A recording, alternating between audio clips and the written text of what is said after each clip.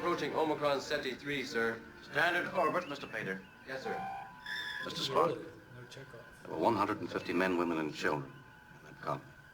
What are the chances of survivors? Absolutely none, Captain. Berthold rays is such a recent discovery. We do not yet have full knowledge of their nature. It is known, however, that living animal tissue disintegrates under exposure. Sandoval's group could not have survived after 3 years. You're saying that those people built a future in a place knowing they might not survive? I'm saying they knew there was a risk. And what about us? Can we afford to send people down to the planet's surface? The breakdown of tissue does not develop immediately. We can risk a limited exposure. We've established orbit, sir, and I've pinpointed a settlement. Thank you, Mr. Painter. Mr. Spock, equip a landing party of 5 to accompany me to the planet's surface. Include Dr. McCoy and a biologist. I want them in 10 minutes. My most important people every time. Exactly.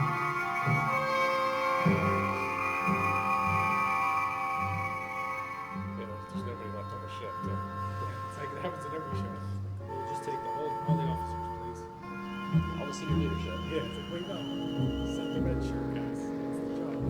Yes. There's no red shirt guy.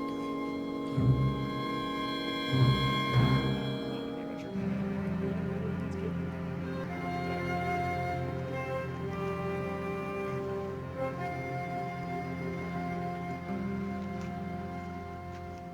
Another dream that failed.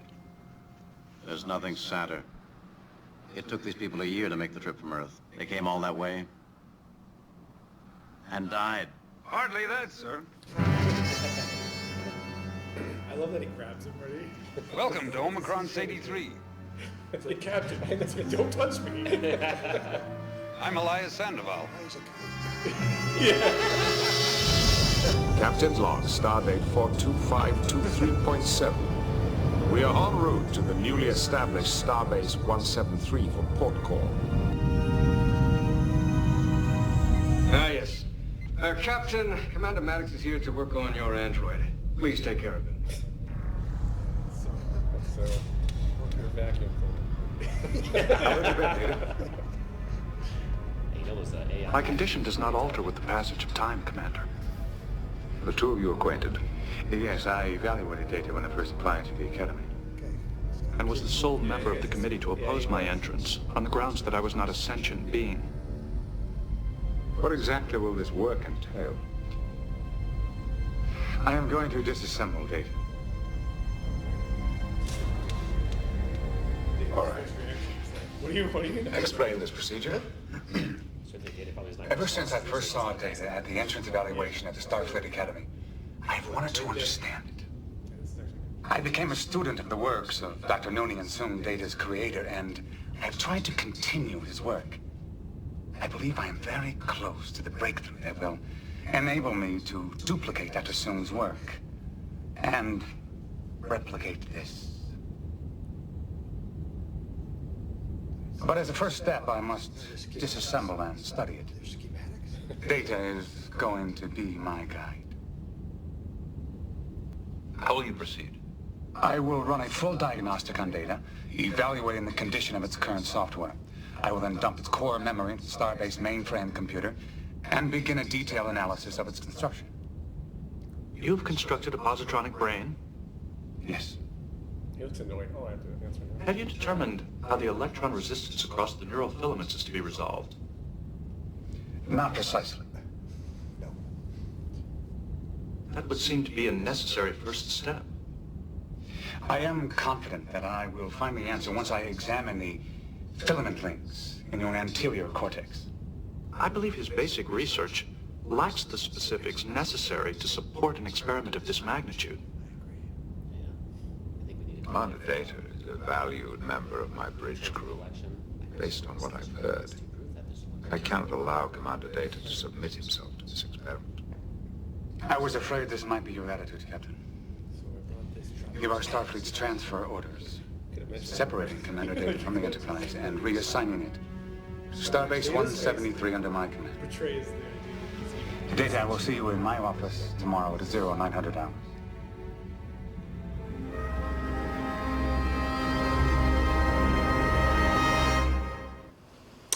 Hello and welcome to the program. That was a clip from 2 Star Trek episodes, the first being This Side of Paradise from the original series. It first aired in 1967, and the second one being The Measure of a Man from the Next Generation series. It first aired in 1989. These 2 episodes will be the topic of our discussion today, along with conversation on the social commentary that they explore. But first, as always, let me welcome the panelists. Thank you guys for being here. I really appreciate it. So we have 2 episodes to talk about today. They both have different themes, different ideas. They delve into different social commentary. And to let the viewer know, each of the panelists have already viewed both episodes in full. So for today's episode, we will watch 2 montage clips from each episode and then discuss.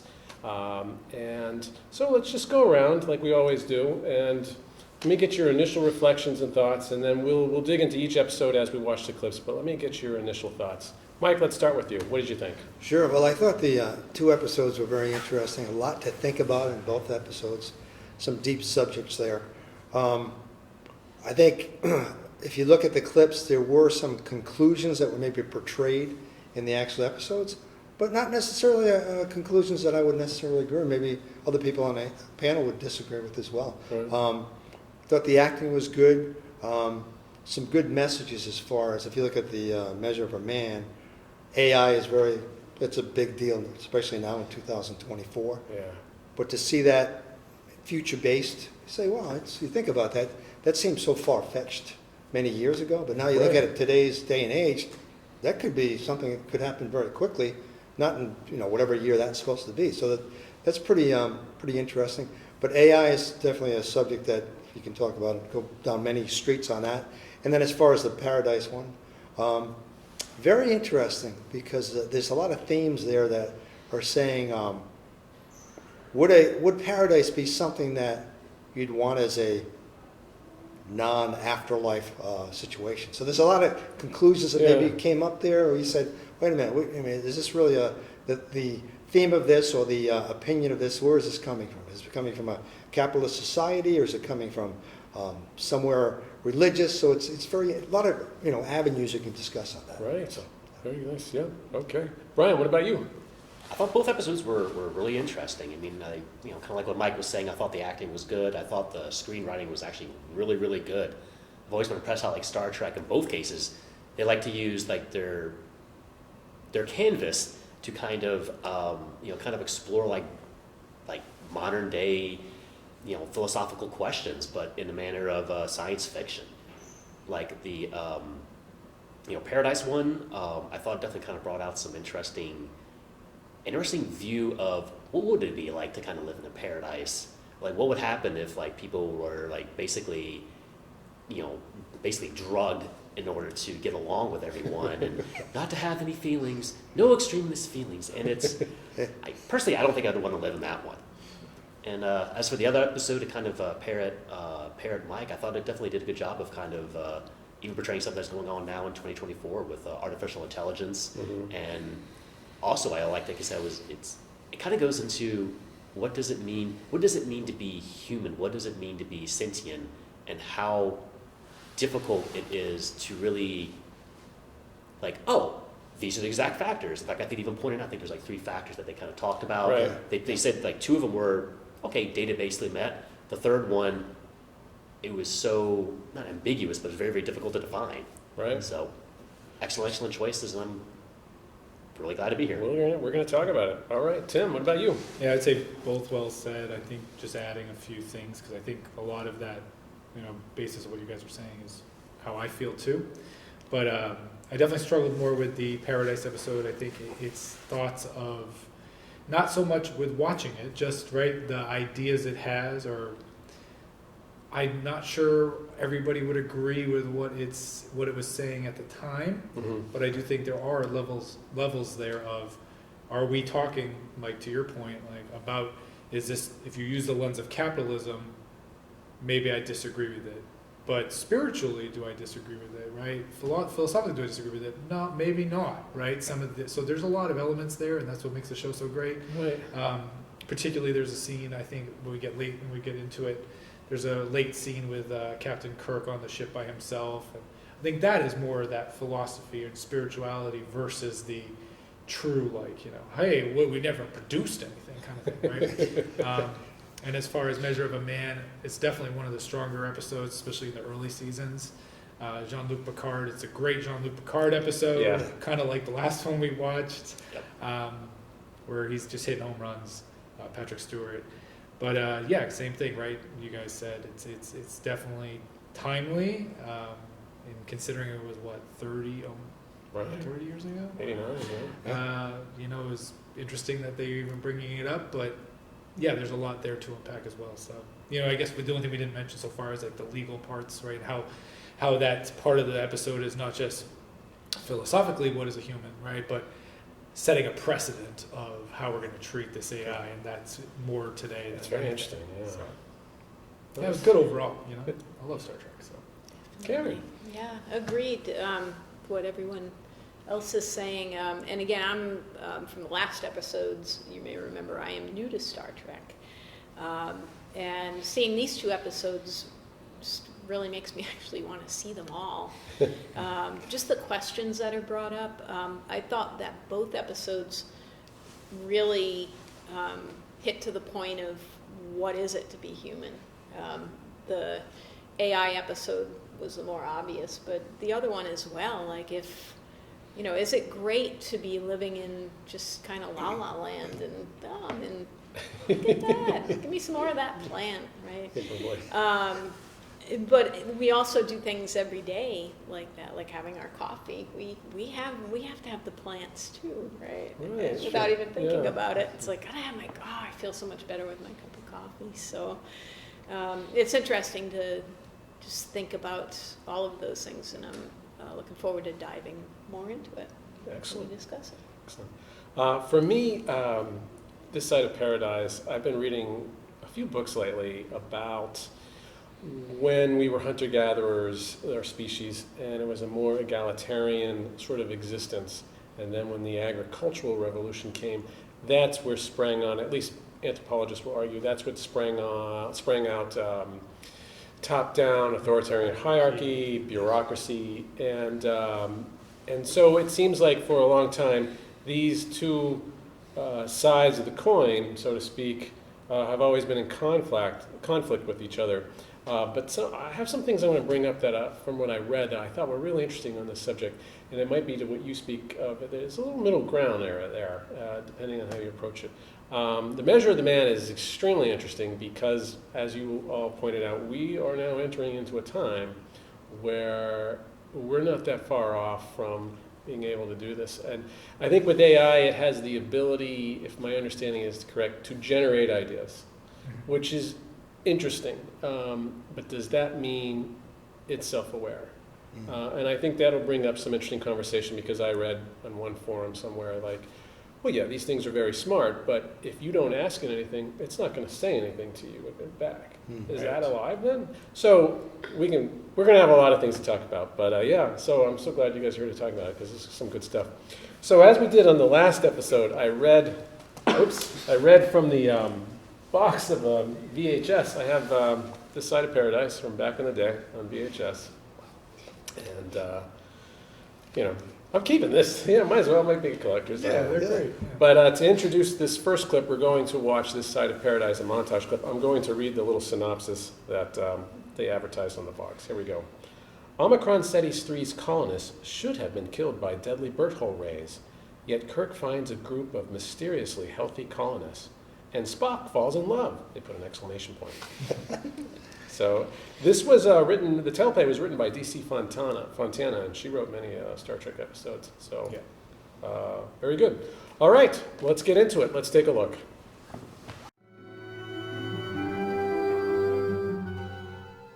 Mr. Sandoval, we do have a mission here. Examinations, tests. By all means, make them. I think you'll find our settlement an interesting one. Our philosophy is a simple one, that men should return to a less complicated life. We have harmony here. Not woman, just complete peace. This is the reason, Captain. This soil will grow anything we plant in it. It's a perfect world. I heard Sandoval saying they could grow anything here. That's true, sir. They've got a variety of crops in. Grains, potatoes, beans. Make your point. Well, sir, for an agricultural colony, they actually have very little acreage planted. There's enough to sustain a colony, but very little more. I would like to know how your people have managed to survive here. If I tell you how we survive, will you try to understand how we feel about our life here? About each other? Mr. Sandoval, within the hour, I've received orders from Starfleet Command to evacuate all personnel from this colony. Naturally, you'll inform your people to begin preparations. We will have accommodations for you aboard the Enterprise. No. We've explained the Bertol rays to you, and they're a fact. Can't you understand? You stress very unimportant matters. We will not leave. I love how he goes back to the window. Yeah, it's a little like dismissive, like. Explain the nature of this thing. Its basic properties and elements are not important. What is important is it gives life, peace, love. What you're describing was once known in the vernacular as a happiness pill.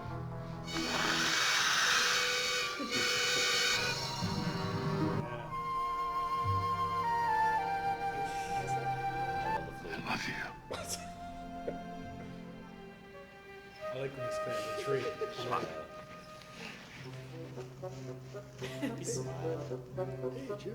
You out of your mind? Kevin were freaking not here. Told to report to me at once. I didn't want to, Jim. I didn't want to. Kirby's so upset this whole episode. He gets so mad. I like McCoy the best, like his accent. Mr. Sulu understands, don't you, Mr. Sulu? Yes. Get back to your stations. I'm sorry, sir. We're all transporting down to join the colony. I said get back to your station. Oh, sir. Hey, Jim, boy. You ever have a real cold Georgia-style mint julep, huh? Captain, why don't you join us? In your own private paradise. We have no need or want, Captain. It's a true Eden, Jim. No wants, no needs. I can't have that. We weren't meant for that, none of us. Yeah, this is your... Man stagnates if he has no ambition, no desire to be more than he is. We have what we need. Except a challenge. I don't know how to get my crew back. I don't know what I can offer against paradise.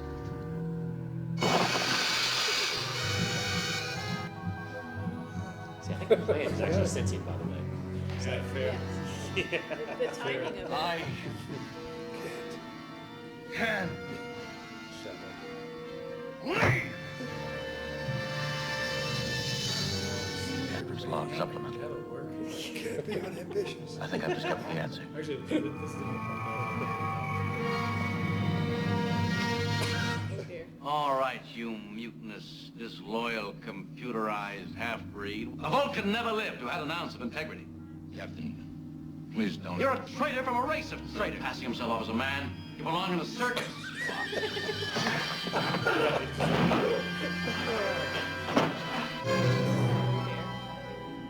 Spores.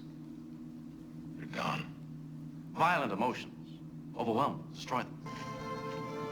This is Layla. I was worried something might have happened to you. I feel bad for her.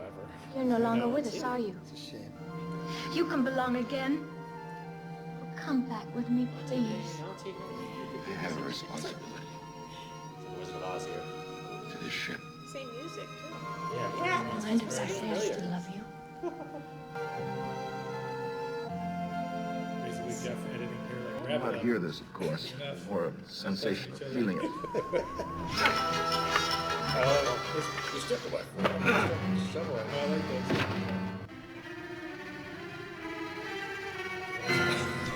Just finish it. We've done nothing. At least they drink of it, you know. The blood. No accomplishment, no progress. There's nothing. Well, that's the second time man's been thrown out of paradise. Oh, no. This time we walked out on our own. Maybe we weren't meant for paradise. Maybe we were meant to fight our way through. Struggle. Claw our way up. Scratch for every inch of the way. We haven't heard much from you about Omicron Ceti 3, Mr. Spock. Little to say about it, Captain. Except that, for the first time in my life, I was happy.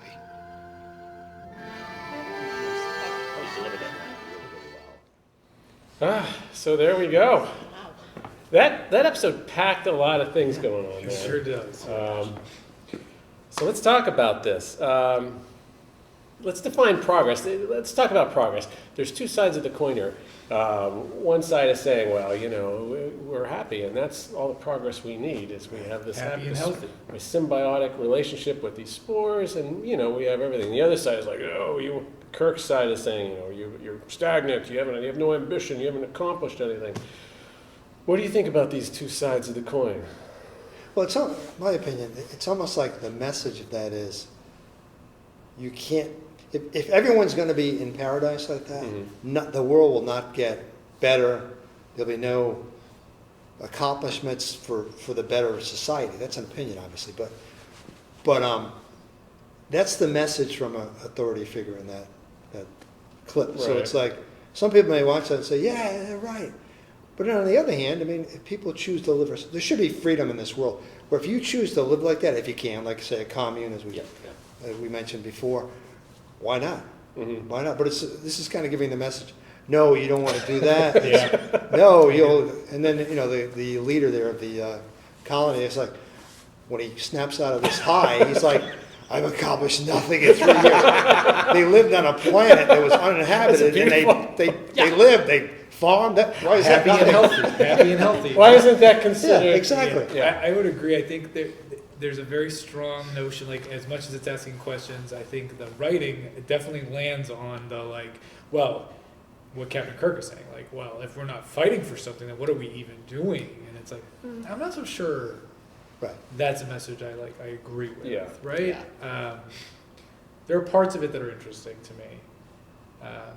I guess I'll just say like, it's a little bit off, but Kirk on the ship alone is very interesting to me, and his like struggle with that philosophical struggle of like, well, maybe I'm wrong, right? Like maybe I should buy into what they're selling, and ultimately I think what we're getting at is like, but he does land on no, I'm right, and making them all upset and angry and violent is the answer. It's not necessarily that's the way out. Like a good message to me. Yeah. The only way to be productive is violence, you know? Yeah. Now, I could spin it and say, I think he was getting at real emotion is the truth, right? Yeah. We can't ignore our real emotions, whether they're upsetting or frustrating or angry or whatever. And that I can get into, right? I think he's definitely struggling with that on the ship, and that's an interesting part of the story. But that's not the message. I think generally the message is like, hey, they've accomplished nothing, right? We all agree that we should try hard, we should work harder. It's like, yeah. But what's funny, you look at the 1960s where communes and doing drugs was like, so at that time, the people in charge were like, if everybody turns out to be like this, the whole world is going to end. But then you think about it. I mean, progress isn't necessarily, conquering the world. Yes. Progress could be, everybody's getting along.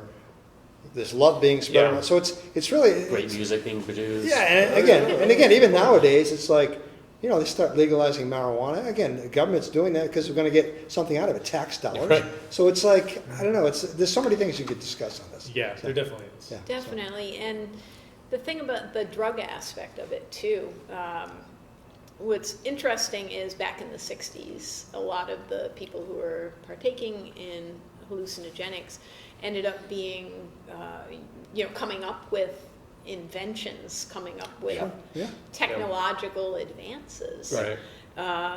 And I recently saw a documentary on mycelium, on mushrooms. This thought that mycelium, which is what's underneath the mushroom spores, the network, that the Neanderthals were, when they ate them, that's where it was all of a sudden like, ooh, well, what if we do this instead, and what if we make this a tool?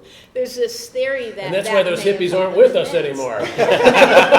Exactly. So there you go. So, but it's interesting, that whole aspect of it, of like, oh, it's bad. The spores are bad. The spores are bad. What I mentioned earlier about like coffee, like so much of what we do on a daily basis involves, like I love to run, and that runner's high is a real thing, and like this is great. So yeah, that's another aspect of it. Little things like that. You look at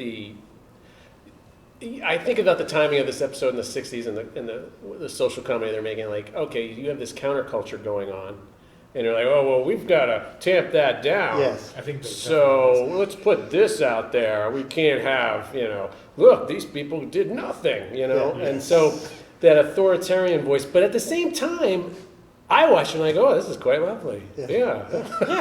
I think no violence. Everyone gets along. Right. No conflict. Get to take conflict calls of voice. all day, right? Yeah, I mean they're productive. They're actually producing plants. Okay, they're not producing enough plants for much else, but I thought that was very interesting. The biologist DeSalle, he mentions that. He goes, well, they have actually very little acreage, enough to sustain their colony. And it comes back to this age-old thing of like, well, you have to have surplus because then you can sell it and you're making profit. The society is moving forward, and it also brings in this whole thing about property, and that's a capitalistic idea. When we were hunter-gatherers, I said I was going to get into this a little bit. This sense of property did not, as far as anthropologists know, did not exist in the human psyche. Oh, this is property. That came with the agricultural revolution. And so it's a throwback to maybe something that we once were. And some of the books I've read have mentioned that because of the agricultural revolution, we came into these top-down authoritarian societies where then you had to have bookkeeping and bureaucracy. You have to keep track of who owns what land, who owns the king taxes on this and that, and then just this is the drudgery of that society. And so that's just the way it goes. That's the only way we can have phones and think as there's progress. But I was recently finished reading a book called The Dawn of Everything. It was written by David Graeber and David Wengrow. One was an anthropologist, the other one was an archaeologist, and they are making the argument in the book that it isn't as black and white as all that. There was a time when our hunter-gatherer ancestors, and they pointed out several examples where there was agriculture going on, but we were still hunters and gatherers. It was sort of what they call play agriculture. They didn't invest a lot of time into it. They just planted down near, say, the river where the tides would come in. Water was, And if they got some crops, some yield, that's great. But they weren't all counting on that. And so there was still this freedom of movement, freedom of doing things. You can almost argue there's more freedom in that society than elsewhere. And so that was what they were trying to make. I think they cherry-picked a few things, but I do see that's out there. And they pointed out, but somewhere along the way, we got stuck. We got stuck after the agricultural revolution where, nope, we all went this shifting way, like the Kirk way. I think it's also, like, there's an argument to be made that when you shift there and you create that hierarchy system, right? This, like, things I've read too, I'm not necessarily just making this up, but it's a right, but you make that hierarchy system, it justifies itself. So the workers are the people working on the farms, and they don't have the power anymore because someone else is benefiting from that labor, right? And now it's called a king or whatever, some sort of lord. And now they're justifying, but they have the authority, and they're able to justify their power through that authority and their extra yield, right? And then they control the mechanisms of that society. And that's really sort of like how that kind of happens, right? It's like, and now they've justified the system to the point of, where we are. Right? And you're left with a lot of inequality and a lot of, Yuval Noah Harari wrote, and I think in Sapiens he talks about this, he said how we got stuck was this, the agricultural, he probably writes it better in the book, the agriculture took off and suddenly you had surplus crops. And let's stay in one place. We got these crops, you have more mouths you can feed, the population increased because you can have more babies and so forth. But then when a plague came along or the weather was bad or the climate changed, well, suddenly people were going hungry. And it's like, well, we forgot how we used to do other things. We have this whole structured society. What do we do now? And it just, we went through these hard times. It was too late, he argues, to go back because there was too many people alive you have to feed now. And now you need the grain. Right. And so, but this made me think about a lot of these things. Like, they painted it a little too black and white. It's the only way, you know. Yeah, I do think there's definitely a level of like that. Let's make sure we're not letting the hippies go too far. Right? Yeah. Like in the '60s, there's definitely that coming from wherever, CBS, I don't know, government, whatever. But generally, I think today you can look at it and ask that question, like, well, was their society so bad? Like, it's small, it has less of an imprint on its planet, and they're not killing animals, they're not really harvesting more than they need to, because they're sustained. Now, something to be said about maybe it being a drug, you know, but ultimately the idea is like they're happy and healthy. Is that so bad? Is it so bad that Mr. Spock is like hanging from a tree and is like experiencing joy? Why is that terrible? And that's the part of the show that like that episode is kind of hard to swallow today. Yeah, the other thing too is you know, talk about the plant it's getting them high, and they're like, oh, things are great. I guess that's not okay unless it's a pharmaceutical company producing a happy pill. Then it's okay. There's profit being made somewhere. Yeah, so it's kind of like profit. Yeah. Oh, and you have a commercial to go along with it too, of course. The other question I had though, so as far as the paradise, was there any mention of children? You didn't see it. No, it's kind of like they probably had only so much time. Yeah, because you know, think about it. Today, if you have a commune like that, a lot of times you're going to have the government step in because you have children there. You're going to indoctrinate those people to be in a commune, and that's like, oh, no, don't do that. So there's a lot of that going on. Yeah, too. that's true. That's true, and that was something I was going to say was that you did have some other videos you shared with us about communes. Leading up to the program, I sent out a couple of videos about it. Yeah. Yeah, and one of the interesting things is how they've, you know, if you watch those videos, they both of the videos you shared, it's like, well, we have to live in our capitalist system. So even the communes, like, right, are bending to the culture of what we've created. Yes. And it's because it's just, it sounds to me anyways like absolutely unrealistic or ridiculous to even try to operate outside of it. It's not possible, right? Yeah. And that part says a lot about where we are, I guess, too. So, you know, the episode saying, hey, wouldn't it be great if? And it's like, no. Right? Yeah. but the truth is, like, there's people who are saying, I wish I could, and even then I can't in real life. Right. You know, and that's... I mean, even people now living off the grid, that's something people try to do, but a lot of times you just can't do it. You get somebody stepping in saying, no, you can't do that. This land is being taken, whatever it is. They frown upon that, society. So. What's interesting, too, is... I feel like a lot of people, like I think about meditation, right? We had done an episode years ago about Zen Buddhism. And because obviously the middle ground would be good, right? You have a little bit of that, you know, paradise, and then you have a little bit of like getting stuff done. Right. And I feel like things like meditation can be a way to actually do both. Because if you can truly, or even exercising whatever it is, playing a musical instrument, doing something you enjoy, being in the flow, allows you to have that little micro experience with paradise, and then you can go back to doing, you know, your regular stuff. Like I love how Spock at the end, even though he was so sad, like I was happy then. Yeah. He knew happiness. He got to know it. Yeah, and he'll be able to remember that, and maybe on reflection, he'll be, you know, with some space, some time, he'll be able to say, you know, that was really cool to like actually fall in love. And, right. Yeah. I think you're right. We can't turn back, but if we can find some sort of balance, which is the important thing though is making sure authority doesn't get carried away. Balance and our own personal happiness, just like you said, playing a musical instrument, having a hobby, going out with friends for a drink, you know, things that make us happy in society, but also... A discussion group. Right? Yeah. But we also have to make sure that we're not being oppressed in some sort of fashion. So let me ask you, I told the guys I was going to ask this question of them. If you were one of them in the show and you snapped out of it, would you try to go back to the colony? Mike, would you try to go get resprayed with the spores? Well, I don't know. I mean, I think I would realize, I mean, this is obviously it's sci-fi, but you're on a planet.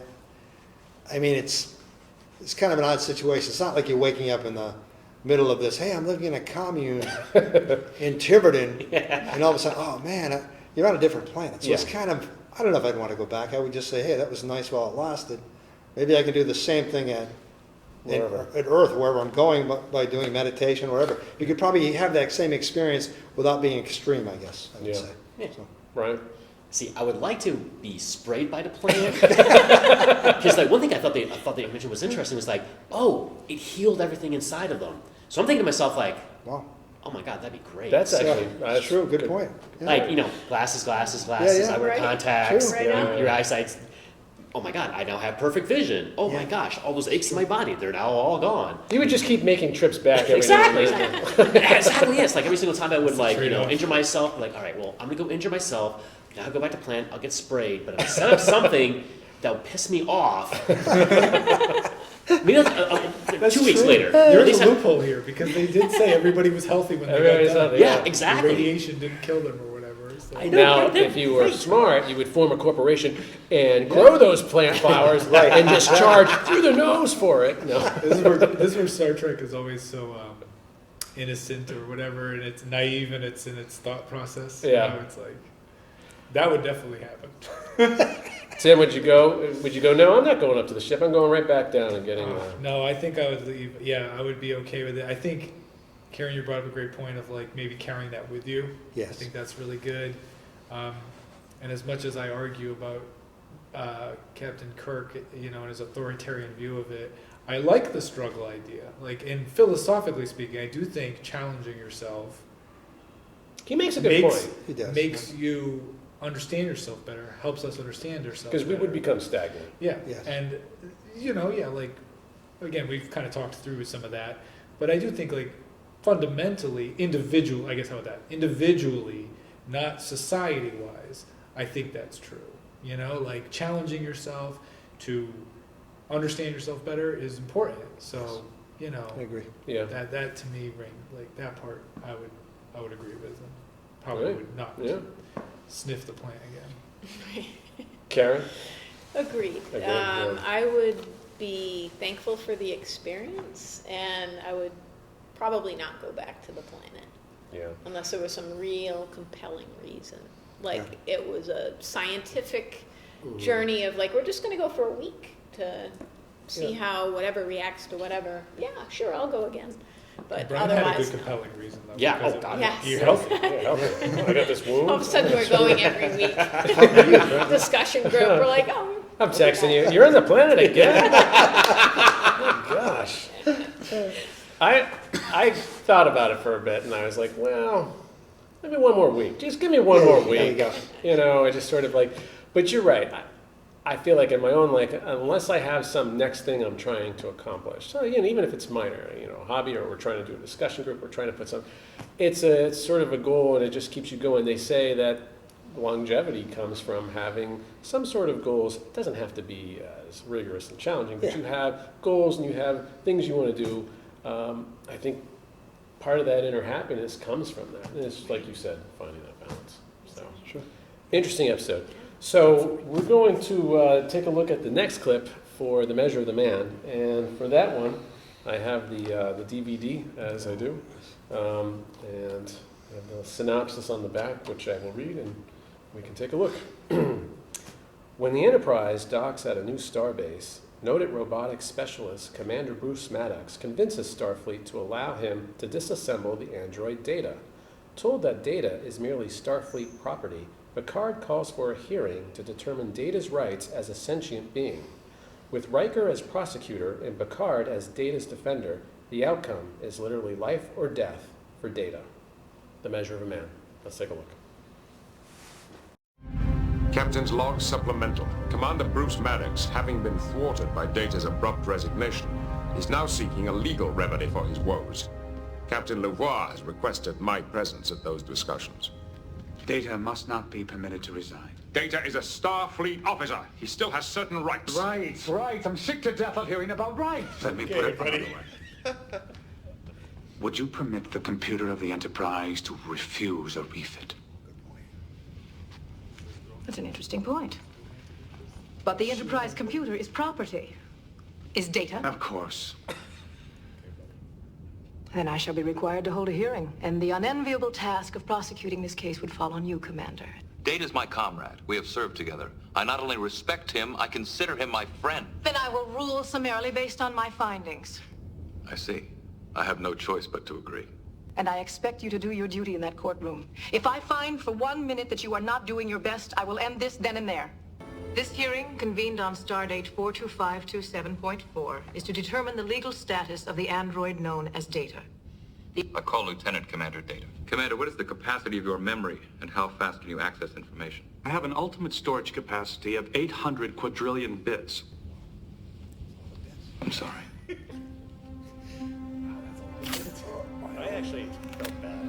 The commander is a physical representation of a dream, an idea conceived of by the mind of a man. Its purpose, to serve. Use hardware built by a man. And now a man will shut it off.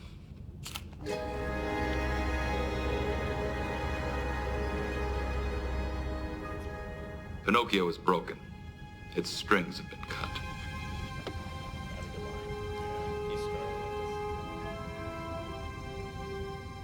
He's all happy. That's perfect. You might as well take that one. Consider that in the history of many worlds, there have always been disposable creatures.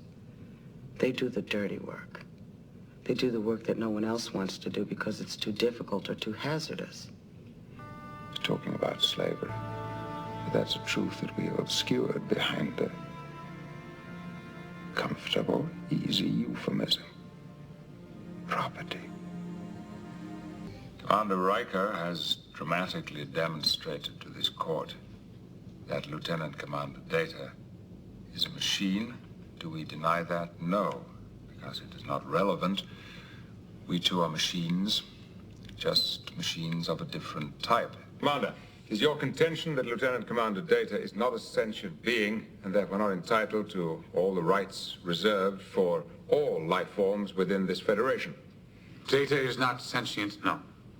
Commander, would you enlighten us? What is required for sentience? Intelligence, self-awareness, consciousness. Prove to the court that I am sentient. This is absurd. We all know you're sentient. So I am sentient, but Commander Data is not? That's right. Why? Well, you are self-aware. Ah, that's the second of your criteria. Let's deal with the first, intelligence. Is Commander Data intelligent? Yes. It has the ability to learn and understand and to cope with new situations.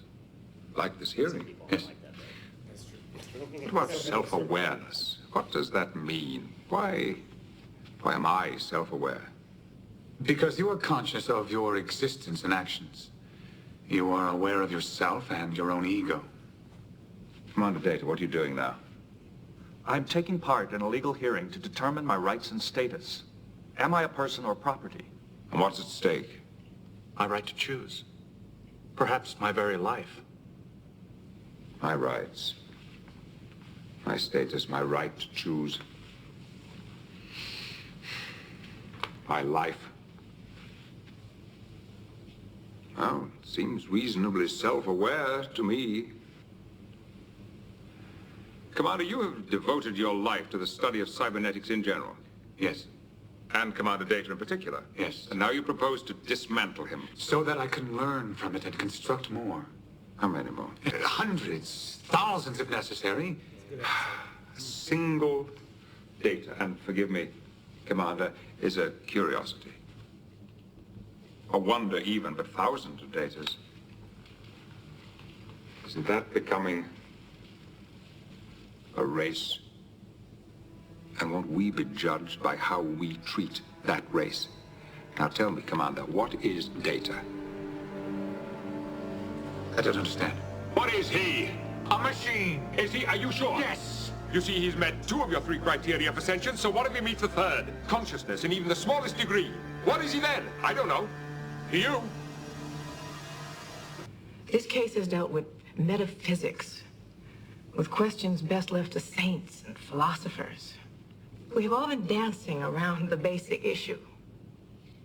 Does Data have a soul?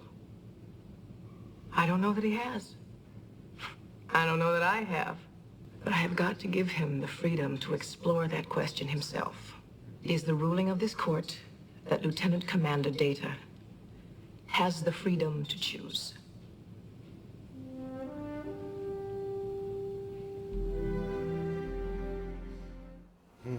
There we have it. Any, who wants to start talking? Any thoughts? That was Go ahead. That was an awesome scene. I think it was probably my most favorite scene out of like the entire, actually out of both episodes that we watched. It was powerful. I mean, just the back and forth dialogue, just the what does it mean to be a man? What does it mean to be human? What does it mean to be conscious? I mean, talk about diving into all those different topics too. And I know even one of the scenes that we didn't watch here was about like they mentioned like Data had intimate relations with one of the previous cast Tara, members, and it's like. I mean, I thought Lena kind of showed that. I thought they did. That was amazing. I was really, really, truly impressed. Yeah, and he keeps like, there's so many little things I think in the episode that like show Data as a person, right? Yeah. Like he's keeping his medals. He's got things, memories. Yeah.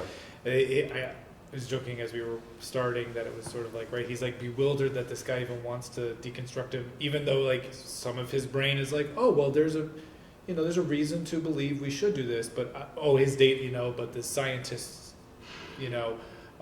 research isn't far enough along for me to contribute to this. But you can see that he's struggling with that reaction of like losing himself in that. I don't know. This is a pretty powerful episode about all of life, the universe, and everything. I think, and like the idea that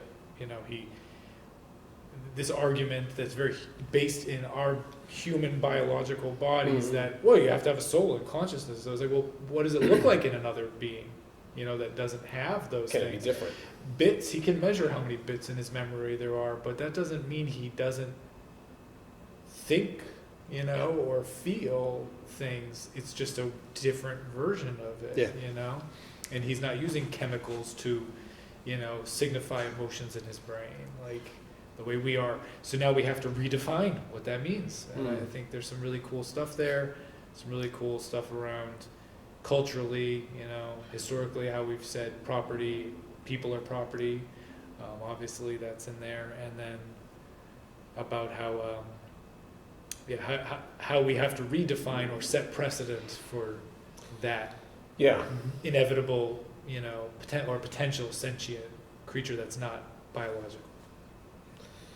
Very deep episode. So does something, I was going to pose this question, does something have to be biological unit?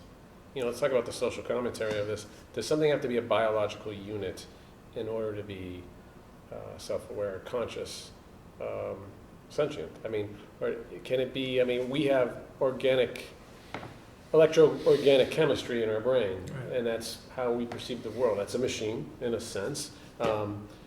Is there a difference between that? Yes, and computer chips and circuitry on a board. But at what point is something self-aware?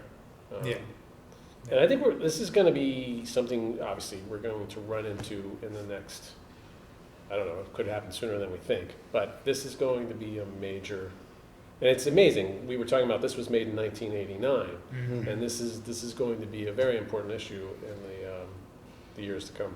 I think an important thing to mention as well is, and it came up in the court case during the episode, the fact that he was built by humans, right? So if the parts of him were not built by humans and just kind of collected on the ground, would he be? No. But there's an intention behind it to make him more human-like. Obviously, just by his looks, he looks very human.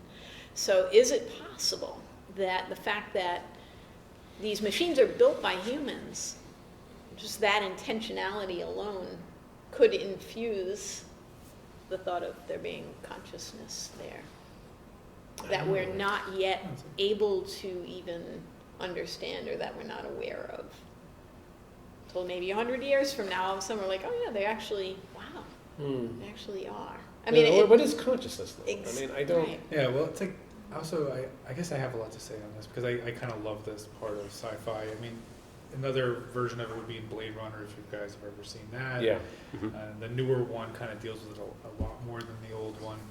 But it's about like the use of androids, you know, same thing, right? Use of androids, well, it's fine because they're not really sentient. We created them, and that's how it is. And to the point of like, yeah, but they're having real feelings and being forced into this, like conditioning. And that is just super interesting to me because it's like that's sort of where we're at with Data here. He's a little bit on the other side. We're giving him the freedom. Do we want to put him in a place of that? And what's the precedent for that? And it's like, you know, legally, right? It's kind of interesting. And I think that's a good framing for it because that would sort of be a real question. But yeah, I mean, ultimately, like, there's just a lot of kind of like, I think if you were asking kind of what you were asking, like, I think there can be life that's not biologically created. I'm not sure we've seen it. Yeah.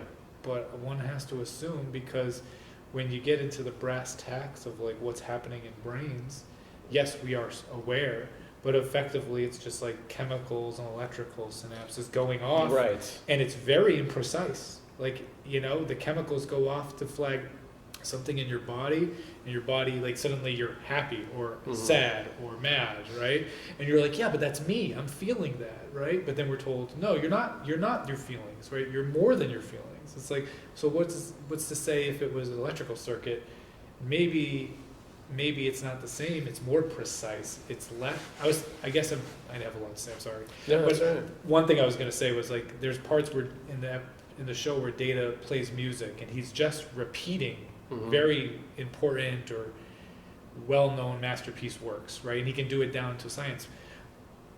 And you might say, well, he's not creating his own art, so therefore he's not creating. Yeah, but he gets pleasure out of replaying that thing. Okay, but that in and of itself is, right? He's enjoying it. He's feeling those feelings. So regardless of if it's like the precision is important or he didn't create it himself, like, you know? In the poker game at the beginning of this episode where he learns bluffing, it was not logical, but he learns it, and that's a very... human. Yes. Yeah. Let's take this in the direction of away from Star Trek, but borrowing on the idea of what's going on here with AI, artificial intelligence, and what's going to be happening in our society. Mike, it looks like you have something to say. I'm ready for it. So, just back to the trial. Yeah. Real quick on the trial. Definitely Data is a property. So, to me, that whole court case was ridiculous. He's property. The problem we have with that episode is the guy who wants to open him up is incompetent. He doesn't really know what he's going to do, so you're going to destroy a valuable... He's an officer, too. Again, we're talking about somebody who's a property, very valuable officer. This guy's going to come in and start ripping him apart, which is ridiculous. So, but he was property. So, to me, it's not a question whether he's, I guess you could say he's sentient. Sentient, yeah. But, again, it doesn't matter. He's property of the Starfleet Federation. So just that part, that's my opinion. But as far as AI, this is interesting where Whoopi Goldberg starts talking about slavery. Yeah. My view of that is, if you look at society, especially a capitalistic society, even Starfleet, wouldn't it be better for Starfleet to have a bunch of AI robots that just are in line with what they want versus somebody who has an opinion, somebody who wants to form a union? So in that respect, I'm saying, future-wise for AI, that's what probably most for-profit companies want. They want to have AI where the AI, whatever it is structured a certain way where there's going to be no conflict, no human intervention as far as, well, this isn't fair. It's going to be a straight machine doing this work, less people involved. I think that's what big corporations are looking at. The thing is, like, but with putting those guardrails, right, like the bowling alley, right, putting those guardrails up on the AI, are you restricting it? It's like, I don't think we're there with today's AI, right? But like, by doing that, you're putting it in a place where it now has to follow these orders and cannot do more. Is that ethical? If it has a thinking mind. You know, I But think is it that's the thinking? question. Is it just Well, programming? that's I guess you the could question. argue. Like, Well, you know, that's interesting what you say, and I've read about that, where if everything becomes where it's robotic and AI, and you know, you're gonna bring up the unemployment rate because we're not going to be needed for jobs and so Exactly. forth. But I've been reading how then they'll have to have sort of an automatic income, Yes. regardless I've of heard work, that, for yeah. society, because, well, you know, there's no work, and there's not going to be, because it's machinery and electronics and robotics takes care of it all. And then they'll, you know, Yeah, 100 years from now, that could be like that. Yeah, develop an economic system where you get X amount of dollars, where it's enough to have a decent survival in this world. Right. And then you do other things. And then you can be in paradise. They just have those Just be in floors. paradise. It's a different way of getting there. Floors all day. I would challenge the idea that they would give enough for everybody to be in paradise. Yeah. Yeah. Like, I think that's where the oppression continues. Like, So you basically now get we're paid getting way not to off. work. Not to work. Which a lot of people do that nowadays anyway, right? Well, I would say if you think, that gets into some of my realism about it is, if you think that the AI is going to create a problem where there will be less work and then we'll be satisfied, right? Like whether it's purpose or you're going to get enough money to survive and that someone's going to provide that to you, I would say that's not Not a good thing. how I think of it. No. Because I don't think someone's just going to give up the money they have, right? Right. Today to give you free money. And they're just going to be like, cool, good luck. They may not Go have a die. choice, I don't but- care. Do you know what I mean? Yeah. They're not going to care. Yeah, they could make promises about this change in the economic situation, economic system, to address the loss of employment because of AI. But could that be just a promise that never Yeah. comes true? Yeah, because it's not really, they don't Kind of really like need it. healthcare. They got the robots to do the work. They Right. don't need it. Yeah. They don't need the people anymore. I think there will still be people who will be needed. I mean, if you look all throughout history, it's always like Yeah. every single time evolution came about, it's like, oh my God, people would be without a job. Like, oh no, like robots. When robot manufacturing first came out, Yeah, that's the- destroying all these American jobs and blah blah blah blah. Now those jobs is basically shifted to other areas. Now we need people to do like the operate the machines. Yes, sure. You're And right. I think it's also choice or decision making. Okay, sure, you know, we may have like an android, artificial intelligence will present information, but at some point, I think there still need to be, at least hopefully there will still be a human that will have to ultimately say, you know, yes or no, or Yeah. maybe. Well, and the video you shared with the guy who was like kind of like the AI is alive. and Yeah, got fired because from Google, he's crazy. Yeah, yeah. Lambda. But Yeah. he brought up the. I think there was a point in there where they talked about colonial digital colonialism, and it's like, right, so you're feeding the information of your society into this AI, and Right. then it's going to bias towards that regardless if you want it to or not. Right. And that in of itself is like the That is a decision form of making that colonialism, happens. yeah. Right? Yeah, like that idea that it's like, hey, ultimately, you know, you still need a human to make these decisions. It's like, well, yeah, because the AI is still going to be biased towards what its culture is. Well, here's the thing: if the AI is able to take all these ideas, and when they start to make the decisions for us based on their programming, based on, well, you know, this is what's best for you. Well, no, I really need. Well, it doesn't matter. You're not going to get that. Then that, you know, That's really at what point does that become a problem? Yeah. And you can kind of see that now, just calling a customer service line, and it's routing you, and it's not where you want it to go, but it's based on I'm its just hitting programming. 0 till I get to a person. You know, and it's just like, no, it's not what I wanted. But it assumes that when you talk to those things, and you're like, service, you know, you're yelling into it. Yeah. It assumes, well, let me see if I can help you first. And it's Yeah. just like, oh my gosh. Speaking of, you know, the robotics, and I read something where the future will have factories full of robots doing everything, and there'll be one man there and one dog. And the man will be there to stare at the robots, and the dog will be there to make sure the man doesn't touch anything. And so I'm like, you know.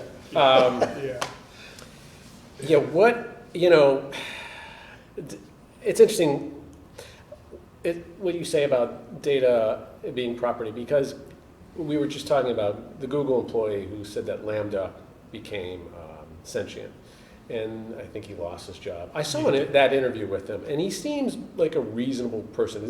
They painted him like he's some whack job, but when I you think watch, he was being provocative. It seemed like after that interview, it seemed like he was being provocative on purpose. he's trying to push it out there. Yeah. But, you know, you never know. You know, most of that, as most experts have said, no, it's not Right. sentient. But I read something on a forum where it was like, the thing is with this AI is, if you go into a room and there's a robot there, it's not going to interact with you unless you ask it something. Siri is not going to talk to you unless you ask. Actually. Oh, all right, I stand corrected. If you want to finish your thought, and then I'll tell Well, you. the idea was it's not going to initiate interaction with you unless you, the human, start it. I guess I'm going to be proven wrong here in a second. No, this is an interesting thing. I do a lot of writing on my phone in the notepad. Yeah. And I was typing in the word sincerity, and it put in Siri with a capital, initial cap. So it decided that's the word I wanted. I was like, okay, no, I don't like this Siri. Why is Siri? I've never typed Siri in my life in my phone. And there it was. And I just had that little bit of a moment of like, it's kind of creepy. It could be just buried in the program. Yeah, Exactly. So, I mean, created by humans. So do we need to go turn our Apple iPhones off then?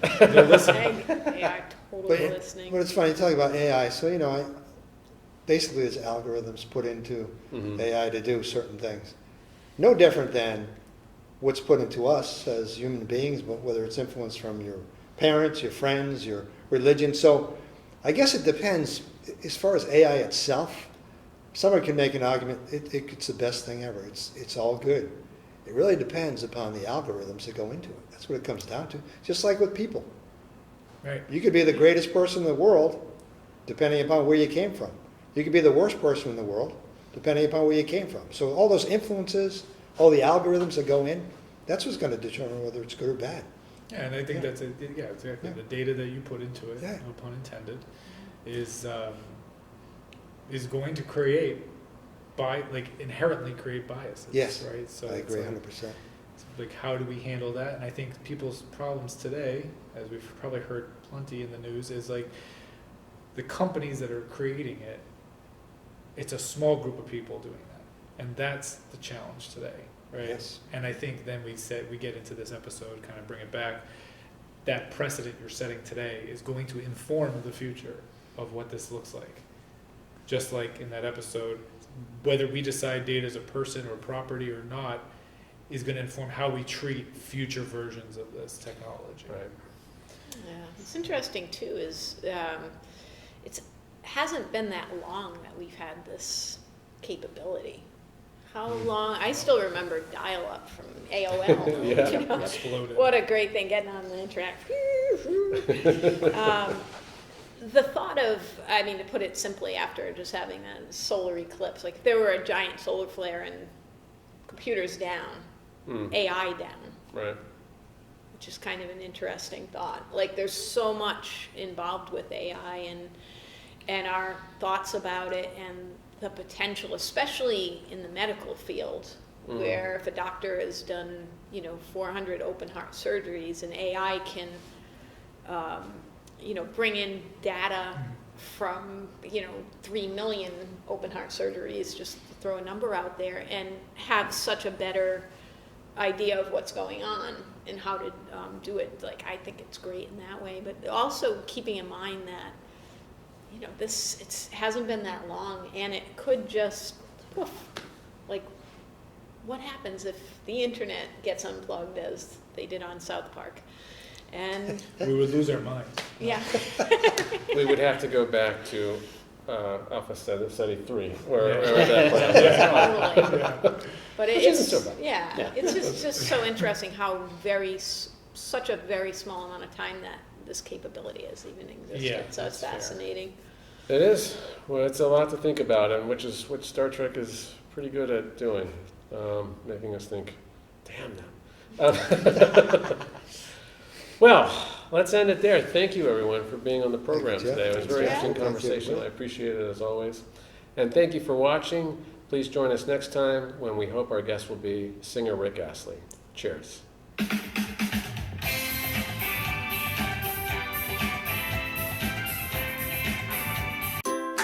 thought Data was like Spock.